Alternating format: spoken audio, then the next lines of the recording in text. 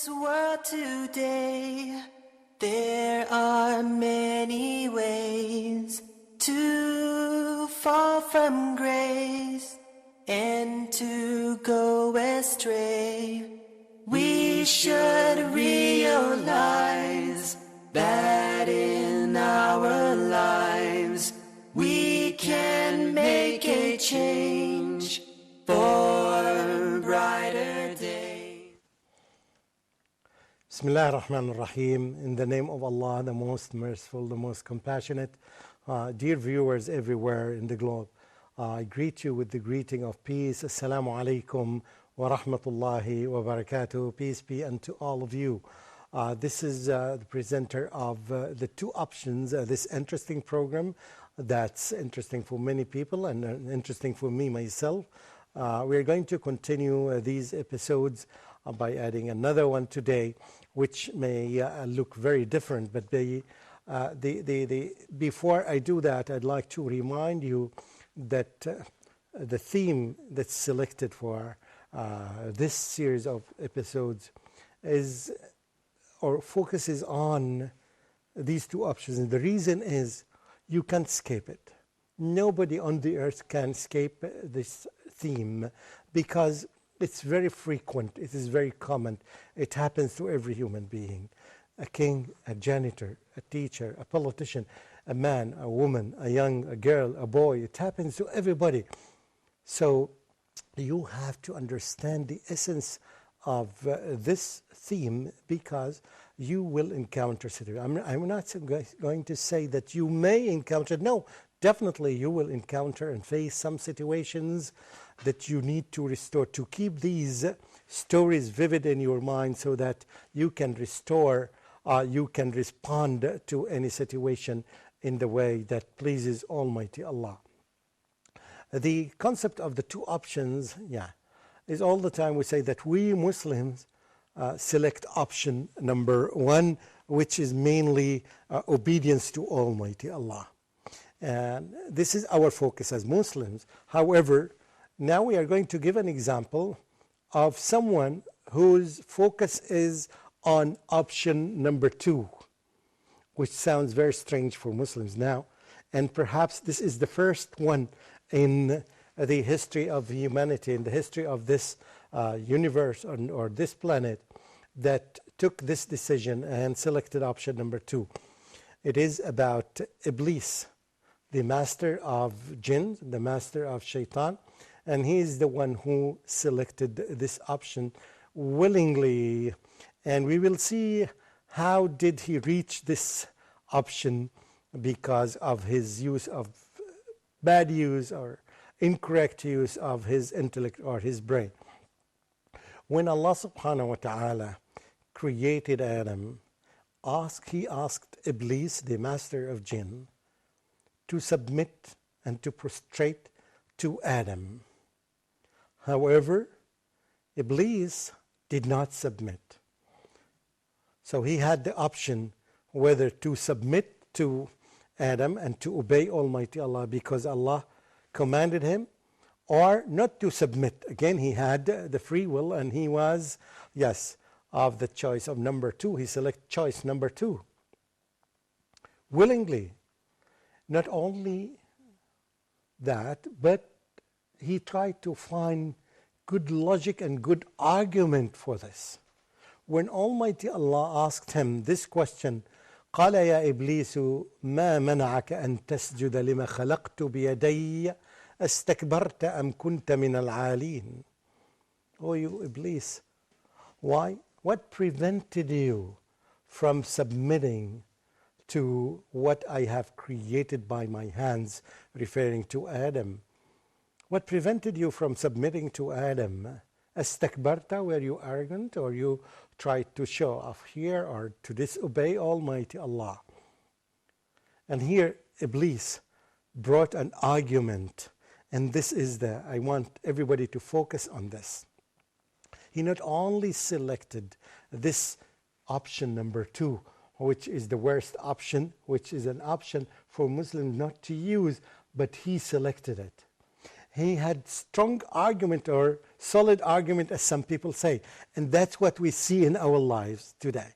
Everybody argues and thinks that he has a solid argument and he has solid something to defend with, to support his viewpoint why he didn't do this. His argument with Almighty Allah is that you created him from mud, you created Adam from mud, and you created me from fire.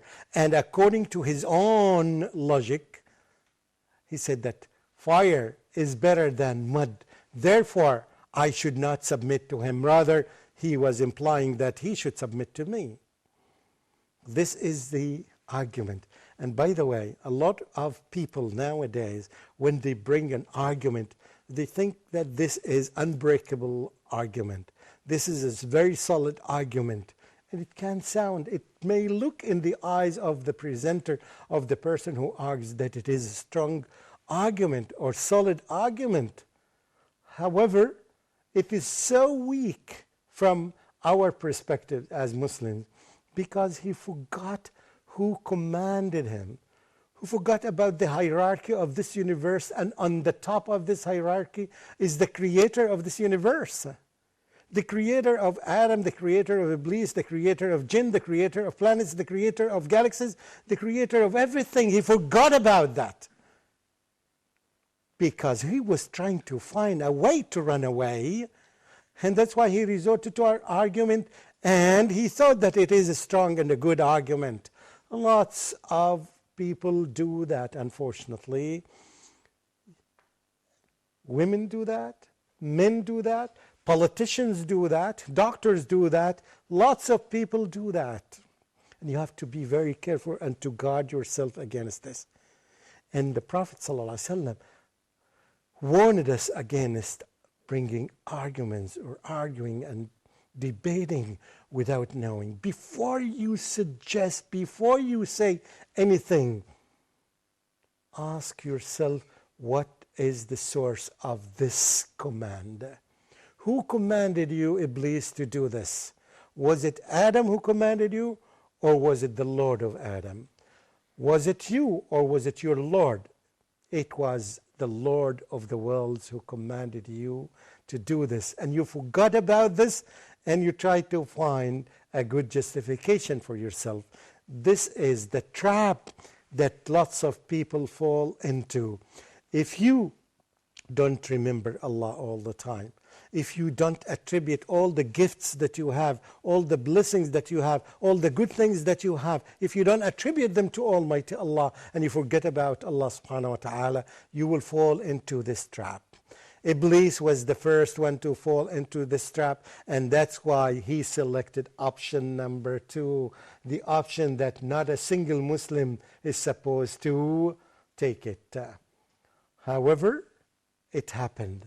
And again, this is perhaps the first disobedience to Allah subhanahu wa ta'ala that happened in this universe. It was led by Iblis, it was led by Satan. And that's why one of his tasks is that to continue inviting people to follow him so that they would fall into this trap.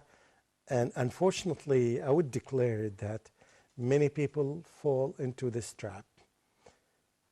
When you go to many universities, when you meet with journalists and interviewers and some sort of people who are called intelligentsia or the intellectual, or sometimes professors in universities, some people who think that they are very educated, when you start talking to them, presenting the truth to them, they fall into this trap. Their main concern is to try to find arguments, and they think that these arguments are solid and strong. However, this is not the case. This is the trap that I'm warning everybody not to fall into. And to avoid this, take this rule in your life because it helps you a lot. Look for the source of this decree and this command. Is it from Almighty Allah or is it from someone else? If it is someone else who is not a messenger or a prophet of Allah, you can argue with it. You need to use your logic. However, if it is from Almighty Allah, your creator and the creator of the universe, you have to stop arguing.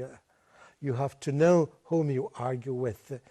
You cannot do this because he is the owner of this universe. Now, nowadays, as I said, that try to see that. You can see the arguments in the newspapers, on the TV channels. You can see it everywhere. It's happening. People, they think that they have strong. They just want to argue. They just want to argue using the limited knowledge that they have to support their arguments. We Muslims, we have the strongest argument in the world. This is from the Lord of the universe, who knows everything, who is perfect, who never, ever, ever does not fulfill his promise. All the time he does fulfill that. And when we use this argument, our argument becomes much stronger than others.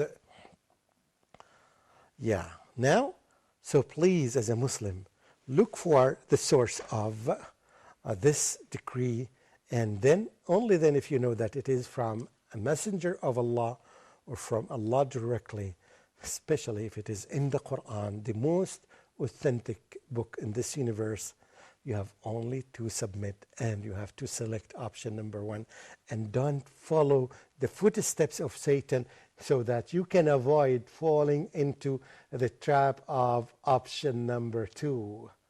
You have to focus on this. Don't follow the footsteps of Shaitan, otherwise you will end up in the same place that he will end up in. Dear viewers everywhere, this is my topic today, and I hope we benefit from it and we teach it to others. Again, I remind you that we need the support of Allah subhanahu wa ta'ala to continue on the right track and to continue presenting the truth to others. We ask Allah subhanahu wa ta'ala to give us the utmost support to every Muslim who declares La ilaha illallah Muhammadur Rasulullah. This is your brother, Dr. Mamdouh Muhammad. Wassalamu alaikum wa rahmatullahi wa barakatuhu. Until we meet again. In this world today, there are many ways to fall from grace and to go astray. We should realize that in our lives we can make a change.